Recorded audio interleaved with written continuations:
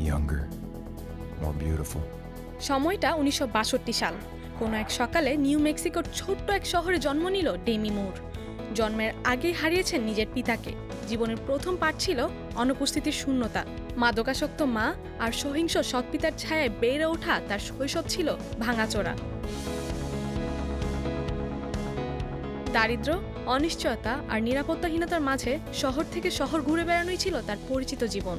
কিন্তু এই ভাঙনের মাঝেই গড়ে উঠেছিল এক অনড় সংকল্প।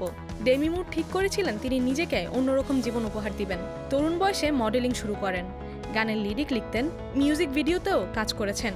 অবশেষে 1981 সালে জেনারেল হসপিটাল টিভি সিরিজে অভিনয়ের মাধ্যমে প্রথমবার ক্যামেরার সামনে আসেন। কিছুদিনের মধ্যেই 1984 সালে ব্লেম ইট অন রিও সিনেমায় সাহসী উপস্থিতি দিয়ে নজর কাড়েন। পরের বছর এলমোস ফায়ারে অভিনয় করে নিজের আলাদা পরিচয় গড়ে তোলেন এবং ধীরে ধীরে গড়ে উঠে ব্র্যাড প্যাক নামে পরিচিত এক তরুণ তারকাদের দলের অন্যতম শক্তিশালী মুখ।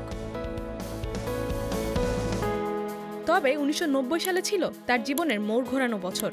গোস্ট সিনেমায় অভিনয় করে তিনি বিশ্বজয় করেন। এই সিনেমাটিতে প্যাট্রিক সোয়াজের সঙ্গে তার প্রেমের দৃশ্য ইতিহাস হয়ে আছে। ভালোবাসা, বেদনা আর অলৌকিকতার এক অনন্য মিশ্রণ। গোস্ট শুধু বক্স অফিসেই সাফল্য পায়নি, বরং সময়ের সবচেয়ে জনপ্রিয় সিনেমাগুলোর একটি হয়ে উঠেছে। এরপর আসতে থাকে একের পর এক সফলতা। A few good man, indecent proposal, disclosure, সবগুলো ছবিতেই তিনি নিজের অভিনয়ের নতুন মাত্রা দেখান। 1996 সালে স্ট্রিপটিজ সিনেমার জন্য $12.5 মিলিয়ন পারিশ্রমিক নিয়ে হলিউডের সবচেয়ে বেশি পারিশ্রমিক প্রাপ্ত অভিনেত্রী হয়ে ওঠেন। যদিও এই সিনেমাটি মিশ্র প্রতিক্রিয়া পেয়েছিল, তবুও ডেমি নিজের অবস্থান অটুট রাখেন। ব্যক্তিগত জীবনও তার যাত্রা ছিল বর্ণাঢ্য। অভিনেতা ফ্রেডি মুরের সঙ্গে প্রথম বিয়ে হয়, যেখান থেকে আসে তার বিখ্যাত মুর পদবি।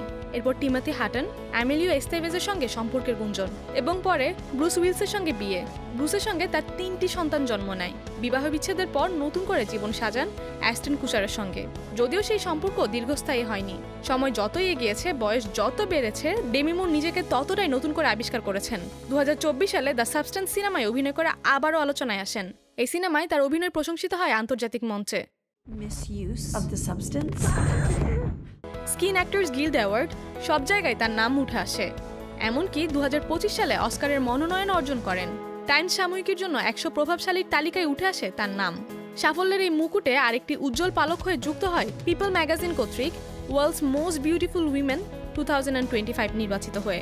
62 বছর বয়সেও তিনি প্রমাণ করেছেন সৌন্দর্য কোনো বয়সের বাধায় আটকে থাকে না। সৌন্দর্য মানেই আত্মবিশ্বাস, জীবনের প্রতি ভালোবাসা।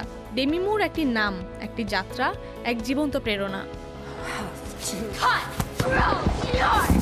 হারানো শৈশবের অন্ধকার থেকে উঠে এসে যিনি বারবার নিজেকে নতুন করে গড়েছেন এবং আজও দাঁড়িয়ে আছেন শক্ত মাটিতে, আলোকিত, অদম্য, অনুপ্রেরণাদায়ী।